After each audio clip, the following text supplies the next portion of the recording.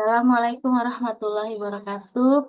Hai, perkenalkan nama saya Rosida Jumara, kelas MJ 402 dengan NIM 22020 1010 186. Di sini saya ingin menjelaskan membahas soal UAS dengan mata kuliah Perekonomian Indonesia dengan dosennya Ibu Oktavian Cahya Dwi Hardin SM MM. Di sini saya ingin membahas soal B. Pertanyaannya, nomor 1. Jelaskan hubungan antara Bursa Efek Jakarta, Bursa Efek Surabaya, BWS, dan Bank Indonesia BI dalam konteks pasar modal. Jawaban saya, sebelumnya Bursa Efek BEJ telah berubah menjadi Bursa Efek Indonesia atau BEI, sedangkan Bursa Efek Surabaya BES telah digabung menjadi Bursa Efek yang sama dengan BEI. Namun, saya akan tetap menjelaskan keadaan ketiga lembaga tersebut masih berdiri secara terpisah.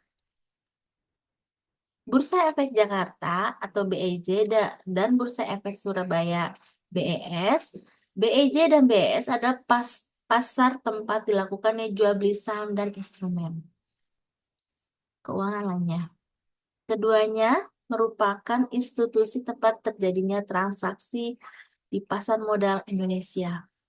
Investor dapat menjual atau membeli saham dan instrumen keuangan lainnya melalui mekanisme yang tersedia di BEJ dan BES.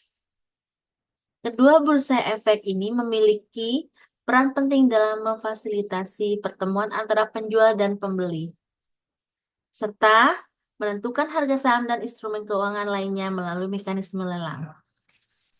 Bank Indonesia atau BI. Bank Indonesia adalah Bank Sentral Republik Indonesia yang bertanggung jawab atas kebijakan moneter dan menjaga stabilitas nilai mata uang rupiah. Bank Indonesia memiliki penting dalam menjaga stabilitas ekonomi dan keuangan termasuk dalam konteks pasar modal. Tindakan kebijakan moneter Bank Indonesia seperti kebijakan suku bunga dan pengaturan likuiditas dapat mempengaruhi kondisi pasar modal termasuk harga saham dan instrumen keuangan lainnya. Secara umum, hubungan antara BEJ, BES, dan BI dalam konteks pasar modal adalah saling terkait. BEJ dan BES sebagai pasar tempat terjadinya transaksi, sementara BI peran dalam menjaga stabilitas ekonomi dan keuangan yang pada akhirnya dapat mempengaruhi kondisi pasar modal. Keterkaitan antara institusi-institusi ini memberikan dasar yang kuat bagi perkembangan pasar modal Indonesia. Pertanyaan nomor 2. Jelaskan strategi apa yang sudah diterapkan di negara Indonesia untuk meningkatkan ketahanan pangan. Jawaban dari saya, beberapa strategi yang sudah diterapkan di Indonesia untuk meningkatkan ketahanan pangan antara lain peningkatan produksi pangan, modernisasi pertanian. Pemerintah mendorong penggunaan alat dan mesin pertanian modern untuk meningkatkan efisiensi dan produktivitas. Pengembangan teknologi. Penerapan teknologi pertanian yang canggih seperti varietas, tunggal tanaman, sistem irigasi efisien, dan teknologi pengendalian hama. Pengembangan infrastruktur, diantaranya irigasi, yaitu membangun dan memperbaiki sistem irigasi untuk memastikan pasokan air yang cukup bagi lahan pertanian serta jalan pertanian. Pembangunan jalan yang menghubungkan lahan pertanian dengan pasar untuk memudahkan distribusi hasil panen. Diversifikasi pangan. Diversifikasi tanaman mendorong petani untuk menanam berbagai jenis tanaman pangan, bukan hanya padi, untuk mengurangi ketergantungan pada satu jenis pangan dalam meningkatkan keamanan pangan. Promosi pangan lokal. menggalakkan konsumsi pangan lokal yang lebih beragam dan bergizi melalui kampanye dan pendidikan masyarakat. Penyediaan pupuk dan benih berkualitas. Subsidi pupuk dan benih memberikan subsidi pupuk dan benih berkualitas kepada petani yang untuk meningkatkan hasil produksi dan kualitas tanaman. Pengembangan benih unggul.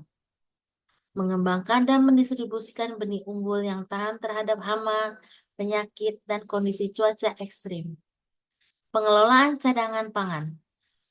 Bulog atau Badan Urusan Logistik berperan dalam menyimpan cadangan pangan nasional, khususnya beras, untuk menjaga stabilitas harga dan ketersediaan pangan di saat terjadi kekurangan pasokan. Distribusi pangan mendistribusikan pangan ke daerah-daerah yang mengalami kekurangan pangan atau bencana alam melalui program bantuan pangan. Pemberdayaan petani dan kelembagaan pertanian memperdayakan petani. Pelatihan dan pendampingan teknis kepada petani untuk meningkatkan keterampilan dan pengetahuan mereka dalam praktik pertanian yang baik. Penguatan kelembagaan pertanian, mengembangkan kelembagaan pertanian seperti koperasi tani dan kelompok tani untuk meningkatkan akses petani terhadap pasar, modal, dan teknologi. Pertanyaan nomor 3, soal nomor 3, bagaimana pendidikan dan pemberdayaan masyarakat dapat menjadi solusi jangka panjang untuk masalah ketahanan pangan? Jawaban saya, pendidikan dan pemberdayaan masyarakat memiliki peran yang penting dalam menjadi solusi jangka panjang untuk masalah ketahanan pangan. Pengetahuan pertanian melalui pendidikan, masyarakat dapat memperoleh pengetahuan yang diperlukan untuk meningkatkan produktivitas pertanian mereka. Mereka dapat mempelajari praktik pertanian modern, teknik pengelolaan yang baik, serta cara menghadapi perubahan iklim untuk mempertahankan produktivitas pertanian. Pendidikan dapat memperkenalkan teknologi produktivitas petani. Pendidikan dapat memperkenalkan teknologi pertanian terbaru kepada masyarakat, seperti penggunaan irigasi yang efisien, penggunaan varietas tanaman unggul, dan teknik pengendalian hama yang ramah lingkungan. Ini akan membantu mereka meningkatkan hasil panen mereka dan juga pentingnya diversifikasi pangan dan cara mengembangkan kebun dan lahan pertanian secara terintegrasi. Mereka dapat mempelajari cara budidaya tanaman sayuran, buah-buahan, peternakan, dan perikanan untuk mendiversifikasi sumber pangan. Pengelolaan sumber daya alam dengan pendidikan masyarakat dapat memahami pentingnya pengelolaan sumber daya alam secara berkelanjutan. Mereka dapat belajar praktik-praktik konservasi tanah, air, dan sumber daya alam lainnya agar lahan pertanian tetap subur dan produktif untuk jangka panjang untuk kewirausahaan pertanian pendidikan. Dapat membantu masyarakat untuk memahami konsep-konsep kewirausahaan dalam sektor pertanian. Mereka dapat mempelajari tentang pemasaran produk pertanian, manajemen usaha pertanian, dan cara mengakses sumber daya untuk pengembangan usaha pertanian. Pemberdayaan melalui kelembagaan pendidikan, masyarakat dapat dibekali dengan pengetahuan tentang pembentukan dan pengelolaan eh, pengelolaan kelompok tani, koperasi pertanian, atau lembaga lain yang dapat meningkatkan akses mereka terhadap sumber daya dan pasar. Dengan pemberdayaan melalui pendidikan, masyarakat dapat menjadi lebih mandiri dan memecahkan masalah ketahanan pangan, dan mereka dapat berkontribusi secara aktif dalam menciptakan solusi yang berkelanjutan.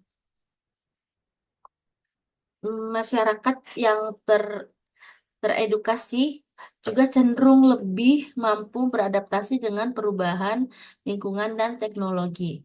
sehingga mereka akan lebih siap menghadapi tantangan masa depan eh, terkait ketahanan pangan. Demikian penjelasan soal dari saya. Sekian dan terima kasih.